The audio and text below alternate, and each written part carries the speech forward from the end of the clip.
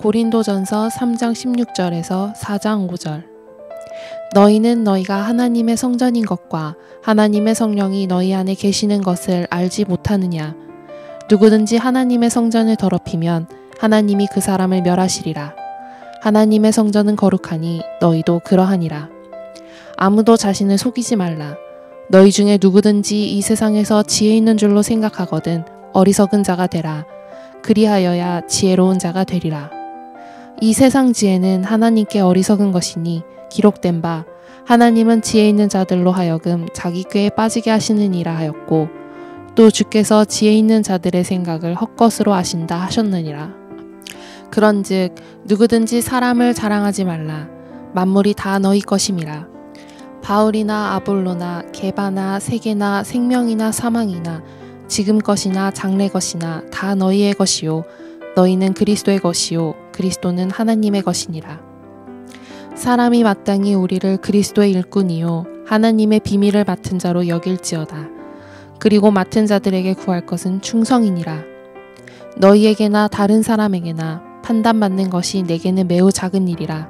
나도 나를 판단하지 아니하노니 내가 자책할 아무것도 깨닫지 못하나 이로 말미암아 의롭다함을 얻지 못하노라. 다만 나를 심판하시리는 주시니라. 그러므로 때가 이르기 전 곧 주께서 오시기까지 아무것도 판단하지 말라. 그가 어둠에 감추인 것들을 드러내고 마음의 뜻을 나타내시리니 그때에 각 사람에게 하나님으로부터 칭찬이 있으리라. 오늘 본문에서는 왜 고린도 교인들이 인간 리더십을 자랑하는지 스스로 마음을 들여다보도록 바울이 권면하면서 그런 어리석음에서 떠나기를 원합니다. 세상 사람들이 리더를 자랑하는 이유는 그로 인하여 심적인 안정감을 얻기 때문입니다. 이는 보이지 않는 하나님을 찾는 것보다 잠재의식 가운데 눈에 보이는 사람을 존경하려 하기 때문입니다.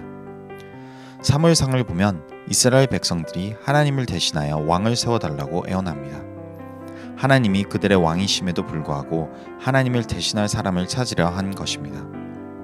사무엘상 8장 6에서 7절을 보면 우리에게 왕을 주어 우리를 다스리게 하라 했을 때에 사무엘이 그것을 기뻐하지 아니하여 여호와께 기도하매 여호와께서 사무엘에게 이르시되 백성이 내게 한 말을 다 들으라.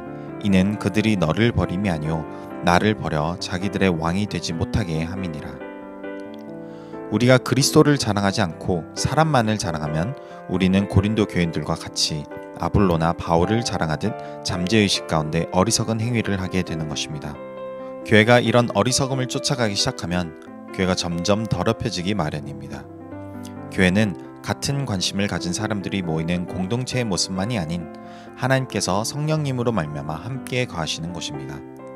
그러므로 믿는 성도는 마음을 들여다보아 우리의 행위가 죄로 인하여 나타나는 것인지 그리스도를 향한 충성으로 비롯되었는지를 비춰봐야 합니다. 고린도 교인들이 자신의 행위가 어리석다는 것을 비춰주기 위하여 그들의 하는 자랑이 왜 어리석는지 다시 설명합니다. 인간 리더들을 포함하여 그들이 자랑하는 모든 것은 결국 하나님께 속하였다는 진리를 말합니다.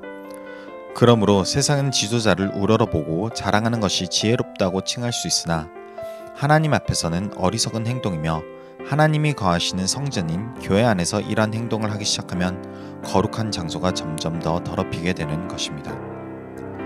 교회 리더들에게도 동일한 권면을 하고 있습니다. 바울도 그리스도의 복음을 전하는 하나님의 종일 뿐 자신을 스스로 평가할 수 있는 자리에 있는 것이 아니라고 설명합니다. 오직 하나님께서 바울의 행함에 대하여 심판하실 것이기 때문에 바울이 할 일은 오직 하나님이 바울에게 맡기신 일들을 최선을 다해 충성하는 것입니다. 마지막 심판의 날에 하나님께서 각자의 마음의 중심을 보시고 그들의 행함을 심판하실 것입니다. 그러므로 우리가 인간 리더십을 하나님을 대신하여 자랑할 수 없는 것이 그 사람의 마음의 의도는 오직 주님만이 아시기 때문입니다. 잠언서 16장 2절을 보면 사람의 행위가 자기 보기에는 모두 깨끗하여도 여호와는 심령을 감찰하시니라. 우리가 아직 육신의 몸으로 이 세상을 살아갈 때 스스로의 행동이 옳다는 착각에 빠지기가 쉽습니다. 하나님을 찾는다고 할지라도 육의 것을 쫓고 있었던 것을 발견할 때도 있습니다. 예수님께서 오병이어로 5,000명을 먹이셨을 때 그 무리는 드디어 메시아를 발견하였다고 생각했습니다. 그러나 예수님께서 선포하신 영원한 생명의 말씀을 듣고 오히려 떠나갔던 것입니다. 그러므로 하나님은 우리 마음을 시험하시며 하나님의 말씀이 우리 마음의 상태를 보여줄 수 있는 것입니다. 히브리서 4장 12절을 보면 하나님의 말씀은 살아있고 활력이 있어 좌우에 날선 어떤 검보다도 예리하여 혼과 영과 및 관절과 골수를 찔러 쪼개기까지 하며 또 마음의 생각과 뜻을 판단하느니. 오늘 말씀을 묵상하시면서 우리 스스로도 마음의 의도를 들여다보기를 원합니다. 그리고 매일 말씀 묵상 가운데 하나님의 말씀으로 나 스스로도 알지 못하였던 마음의 의도를 깨닫고 돌이켜 하나님께서 우리에게 맡기신 모든 것에 충성하시는 저와 여러분이 되시길 주님의 이름으로 축복합니다.